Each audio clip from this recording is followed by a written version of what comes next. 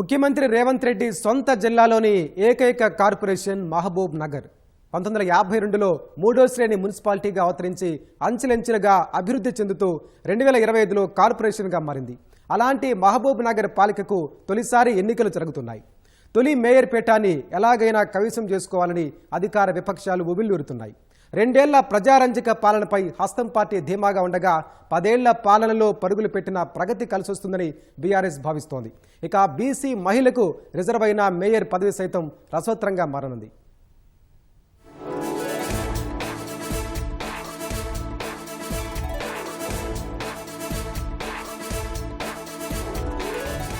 నిజాం కాలం నుంచి ఉమ్మడి జిల్లాకు కేంద్రంగా ఉన్న పాలమూరు 1952లో మొదటిసారి 3వ గ్రేడ్ మున్సిపాలిటీగా ఏర్పడింది. మొదటి చైర్మన్గా శంకర్రావు, రెండో చైర్మన్గా శ్రీనివాసరావు పనిచేశారు. 1959లో 2వ గ్రేడ్, 1983 1వ గ్రేడ్, 2004లో స్పెషల్ గ్రేడ్ మున్సిపాలిటీగా అభివృద్ధి చెందింది.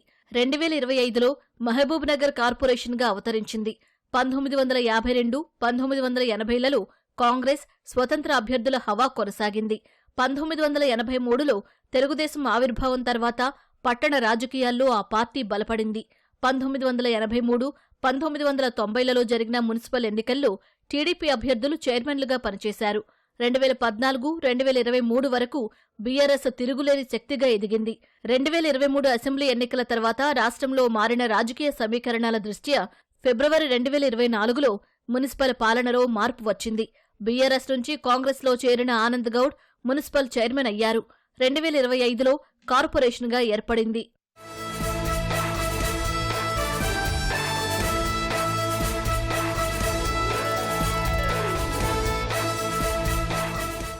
కార్పొరేషన్ కావడంతో అధికార విపక్ష పార్టీల కన్ను మేయర్ పీఠంపై పడింది. ముఖ్యంగా అధికారంలో ఉన్న కాంగ్రెస్కు పాలమూరు ఇజ్జత్కా సవాల్. అక్కడి ఎమ్మెల్యే కాంగ్రెస్, స్వయంగా ముఖ్యమంత్రి సొంత జిల్లా కూడా. 2 ఏళ్లలో కాంగ్రెస్ చేసిన అభివృద్ధిని వివరించి మేయర్ పీఠాన్ని కైవసం చేసుకోవాలని హస్తం పార్టీ భావిస్తోంది. ఇటీవలే 603 కోట్లతో భారీ భూగర్భ డ్రైనేజీ ప్రాజెక్ట్, 220 కోట్లతో శాశ్వత తాగునీటి వ్యవస్థకు ముఖ్యమంత్రి శంకుస్థాపన చేశారు. ఇవి కాకుండా విద్యా హబ్గా మహబూబ్ నగర్, వీధి వీధికి సీసీ రోడ్లు, మౌలిక వసతులు, 6 గ్యారంటీల అమలు, వృత్తి నైపుణ్య శిక్షణ, ఉపాధి కల్పన అంశాలను జనానికి వివరించి నగర పాలికలో పాగా వేయాలని అధికార పార్టీ పావులు కదుపుతోంది. బరిలో నిలిచేందుకు కాంగ్రెస్ నుంచి అధిక సంఖ్యలో పోటీ పడ్డారు. ఈ నేపథ్యంలో బీఫామ్ దక్కక నిరాశకు గురైన అసంతృప్తులు ఆయా డివిజన్లలో కాంగ్రెస్కు తలనొప్పిగా మారే అవకాశం కనిపిస్తోంది. మేయర్ అభ్యర్థిత్వానికి హస్తం పార్టీలో తీవ్ర పోటీ ఉంది. మేయర్ పదవి బీసీ మహిళకు రిజర్వ్ కావడంతో జనరల్, బీసీ జనరల్కు కేటాయించిన డివిజన్లలోనూ బీసీ మహిళల్ని రంగంలోకి దింపి మేయర్ పీఠం కోసం పోటీ పడుతున్నారు. 60 డివిజన్లకు గాను 50కి పైగా సీట్లు గెలుస్తామని కాంగ్రెస్ ధీమాగా ఉన్నా అసంతృప్తుల్ని బుజ్జగించి పార్టీని గెలుపు దిశగా తీసుకువెళతారా లేదా వేచి చూడాల్సిందే.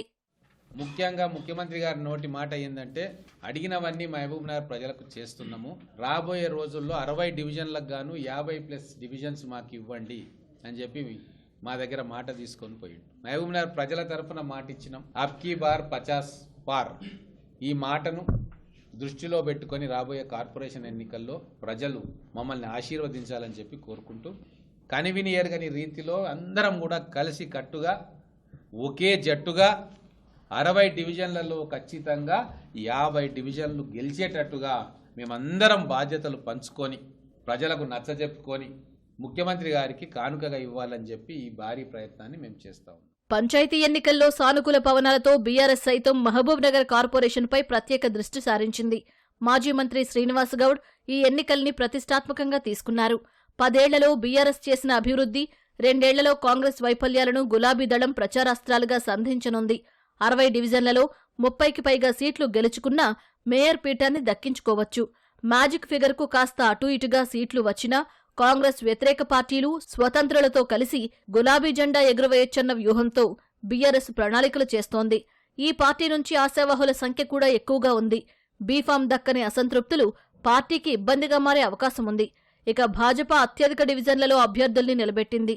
నగరానికి కేంద్ర పథకాల ద్వారా చేకూరిన లబ్ధిని, కాంగ్రెస్ బీఆర్ఎస్ వైఫల్యాలను ప్రజల్లో ఎండగట్టేలా ప్రచార వ్యూహాలు సిద్ధం చేసుకుంటోంది. ఆ పార్టీకి పట్టున్న 10కి పైగా డివిజన్లలో భాజపాకు విజయం దక్కే అవకాశాలు లేకపోలేదు. ఇక్కడ మైనారిటీల ఓట్లు కీలకంగా మారనున్నాయి. ముస్లిం ఓటర్లు అధిక సంఖ్యలో ఉన్న డివిజన్లలో మజ్లిస్ సైతం అదృష్టాన్ని పరీక్షించుకుంటోంది.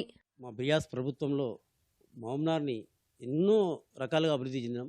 చూసుకోండి మీరు, బైపాస్ రోడే కానీ, ఫ్లైఓవరే కానీ, ఐటీ పార్కే కానీ, మయూరు పార్కే కానీ, ట్యాంక్ బండే కానీ, ముఖ్యంగా పేదలకు ఉపయోగపడు కొత్త బస్టాండ్ ఇక్కడ 1500 పడకల హాస్పిటల్ని కూడా మేము మా హయాంలో జరిగినాం. ఇంకా ఎన్నో కార్యక్రమాలు చేసినాం సార్. మేము చేసినవే ఇప్పటి వరకు కూడా అవే ఉన్నాయి.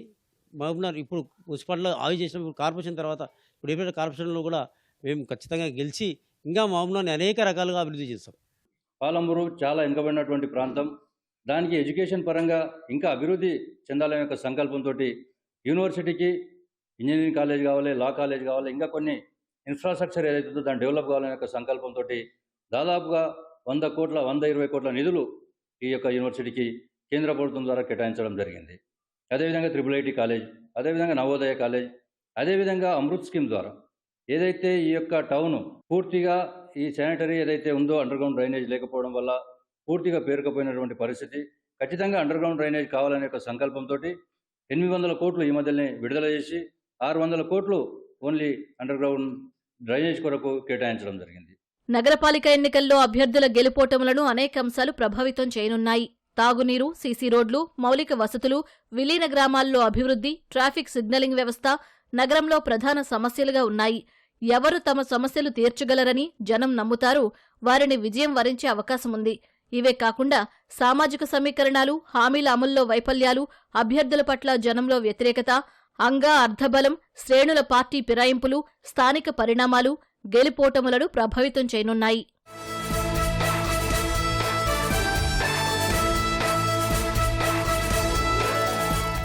కొత్తగా ఏర్పాటైన మహబూబ్నగర్ కార్పొరేషన్లో మొత్తం 60 డివిజన్లు ఉన్నాయి. 197,841 మంది ఓటర్లుండగా వారు ఓటు హక్కును వినియోగించుకునేందుకు 277 పోలింగ్ కేంద్రాలను సిద్ధం చేశారు. 2020 మున్సిపల్ ఎన్నికల్లో బీఆర్ఎస్కు పట్టం కట్టిన పుర ఓటర్లు శాసనసభ ఎన్నికలకొచ్చేసరికి కాంగ్రెస్కు అత్యధిక ఓట్లేశారు. ఆ తర్వాత జరిగిన పార్లమెంట్ ఎన్నికల్లో భాజపాకు ఆధిక్యాన్నిచ్చారు. దీంతో ఇప్పుడు కార్పొరేషన్ ఎన్నికల్లో ఎవరు తీర్పు ఎటువైపో వేచి చూడాలి.